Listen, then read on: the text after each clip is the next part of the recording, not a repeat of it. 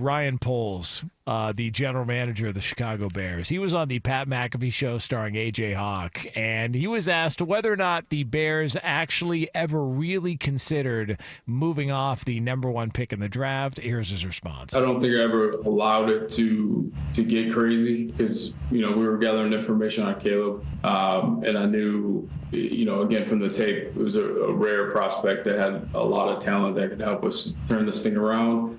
So it was going to take a lot.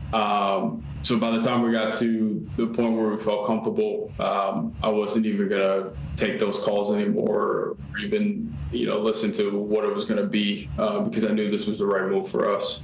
I kept it moving. So Ryan Poles on the Pat McAfee show starring A.J. Hawk talking about potentially moving off the pick. And look, I said at the time, once Carolina determined that they were going to be the diaper fire of the league, it was over. New Year's Eve, when they clinched the worst record in the league and the Bears had that number one pick, all the discussion about, well, should they keep Justin Fields and trade the pick? It was never going to happen. I never thought Ryan Poles, with another chance to draft his quarterback number one overall, because he had the opportunity last year as well, too. I don't think he was going to let that opportunity pass. And the fact that it was Caleb Williams, who's the quote-unquote generational talent, this felt like it was always going to be a foregone conclusion. How do you think it's going to play out? How do you think Poles, how do you think he did? Do you think that that's just see, to me, I feel like it's the easy no-brainer that you can get out of the way of. Yes. If it goes wrong, it wasn't you that made it go wrong. It's the player that made it go wrong because we did what everybody else did, which was take the information and thought that you were a generational player. And here's the other part that doesn't get brought up a lot that I'm always curious to see whether or not we're going to look back on this, because who's the best rookie quarterback from a year ago? CJ Stroud, right? Yep. It ain't just Carolina. Bryce Young went number one. Yeah, it ain't just Carolina that passed up on CJ Stroud. The Bears passed up on him too. Ryan Poles passed up on him too. And so, which is interesting. Right? Because you could have had C.J. Stroud, even though you have Justin Fields, but you did the same exact thing a year later. Same exact thing. So do you think Caleb Williams will have a better rookie season than C.J. Stroud? Well, I think a lot of people would look at that and go, well, it's just you're comparing Bryce Young to C.J. Stroud. You're comparing Carolina to C.J. Stroud. And to your point, I don't look at it like that. If we want to play the comp game, it's going to be really hard to surpass what C.J. Stroud did last year. He completely changed the fortunes of a franchise. I mean, they went from Massage Watson not wanting anything to do with them and then, turning and burning on head coaches to they were bummed that they didn't end up with the number one pick because of Lovie Smith and Davis Mills and what happened in that game against the Colts. And then C.J. Stroud sort of, quote unquote, fell in their lap at number two, and he ended up putting together maybe one of the best rookie quarterback campaigns that we've ever seen in the NFL. But it isn't just Carolina that passed up on him. Dude, Ryan Poles passed up on that too. Like, he had an opportunity sitting there at one to where if he had evaluated C.J. Stroud differently, then maybe he would have chosen him. But he didn't. He passed him up. So I think everything as far as Ryan Poles' time in Chicago is going to be tied to Caleb Williams. Oh, 100%. Right or wrong, look, like you said it earlier in the show, like, man, you can't get injured. You can't, there's a lot of things you can't let happen that are outside of your control. And Caleb Williams, like, crazy to say it, right? Yeah, it's weird. There's a lot of things outside of your control that you have to try to control. Yeah. And the number one is getting injured. You got to control getting injured. Can't do it. The moment you start getting injured, that's like you're on the clock. You're on the clock. You are on the clock. Especially if you get injured more than once, especially if it's a serious injury, you're on the clock. You could think that you're not if you want to. You could have a different take on it if you want to. You're on the clock because you have now become a liability. Like injuries, those are liabilities. Like, imagine, like, you want me to put it in a proper perspective? Imagine in other jobs, you get injured, and you get injured to the degree where, and we said this earlier in the show, where you miss work. Yep. What are you to that company? a liability. Yeah, and but go ahead. No, and replaceable. And and I look at it and I go, whatever Ryan Poles' tenure in Chicago is summed up as or summarized as is all reliant on how Caleb Williams does, because you had, look, Justin Fields had a level of success. I wasn't surprised. I never thought they were going to move forward with Justin Fields. I just looked at it in totality and also in a reality-based point of view of, in the NFL, you want to draft your guy. He wasn't Ryan Poles' guy. He wanted to be able to draft his guy. But his guy could have been CJ Stroud, who ended up being the Rookie of the Year last year and completely changed the course of a franchise. And I think the cautionary tale of what you're talking about right now, Jonas, is that there was actually a debate as to who should go number one in that draft. Oh, yes. And that debate being settled by Bryce Young being taken, and you don't hear any type of buzz surrounding Bryce Young. No.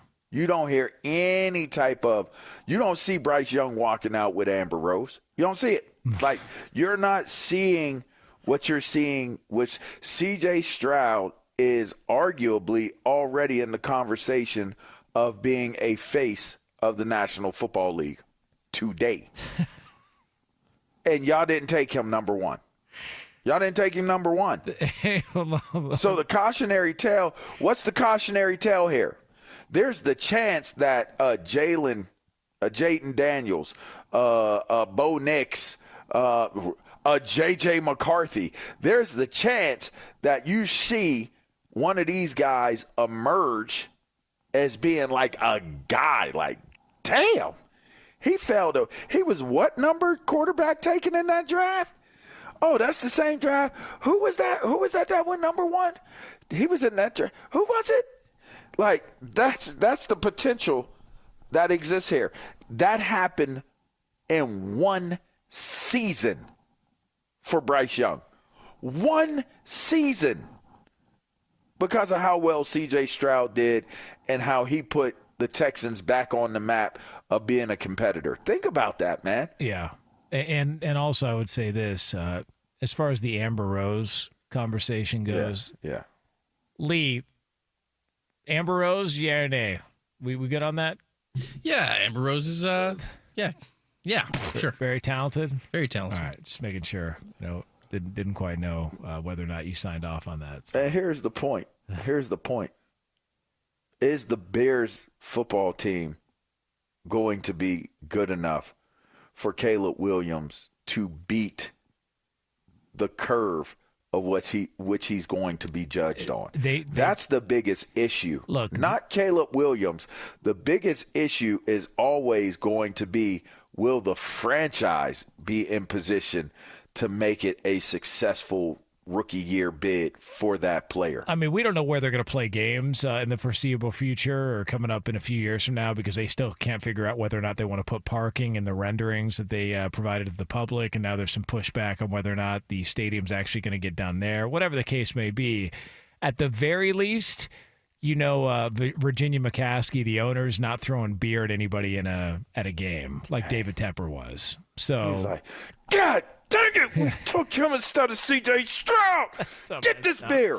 And I love Bryce Young. Catch this beer on your head. I love Bryce Young, but I feel for Bryce Young because he's probably looking around. And I wonder if Frank Reich and him stay in touch. And Frank Reich's like, yeah, listen, man, I don't know what to tell you. Like, I'm not, this is on you. You got to figure this out because you got David Tepper to deal with. Like, how did you do this? David Tepper be walking around. He comes in the meeting rooms like Nino Brown when there was a snitch. You know what I mean? And he started jump roping his leash for his dog. You remember he released his little Rottweiler to walk around the roof. He gonna stab the GM in the hand. I never liked your ass anyway. Oh man. So bad. I want a CJ Stroud. We're talking about somebody's career. Like, and you know what sucks about it? If it heads down the way that it's headed down, Bryce Young is going to be looked at like a lot of those quarterbacks we talked about. And they're going to call him a bust. And it's probably not his fault. That is the same scenario your boy is facing in Chicago. So let me tell you this. I'm going to tell you straight out. if you see Caleb Williams have an amazing season with the Chicago Bears, he is more than what you thought he was. His legitness is too legit to quit, MC Hammer style. It is way more than what you could have even thought because the Bears stink. Jeez. They stink. Decent defense, got a couple players on defense. Okay, you added some players on offense. Everybody wants to talk, they added players on offense. They stink. Sheesh.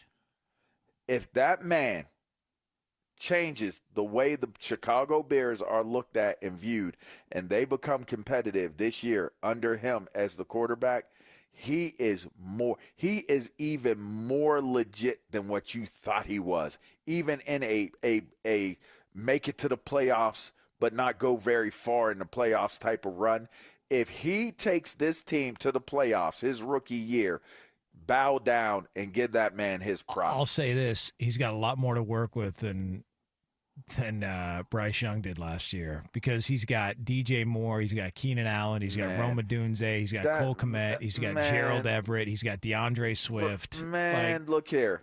That ain't bad. That ain't bad, but the reality of it is that I don't trust any of that. I don't trust any of that. Like those names you're throwing out, like some of it sounds pretty good. Some of it is questionable. Health concerns, rookie concerns. There are questionable deals. Well, I know it's not. And DeAndre, this is DeAndre's, third team in 3 years? Yeah, so he's in demand. What are you trying to say? Please. Let's be clear here. And I like DeAndre Swift, but let's be clear. Third team in 3 years. Freaking Keenan Allen can't stay healthy. DJ Moore, they didn't even want him in the place that Bryce Young went to. Damn. Let's just be clear here. Let's not act like Caleb Williams is like a Odunze. He's not going to get judged because he's a draft pick and he has great potential to be a great pro. But he's a rookie. So it ain't don't act like Caleb Williams is walking into this pristine. Now, your boy J.J. McCarthy is walking into a dope situation. Your boy Caleb Williams, he's still walking into a dumpster fire. Does he got enough gas, enough extinguisher fluid to put it out? That's the bigger question. Sheesh.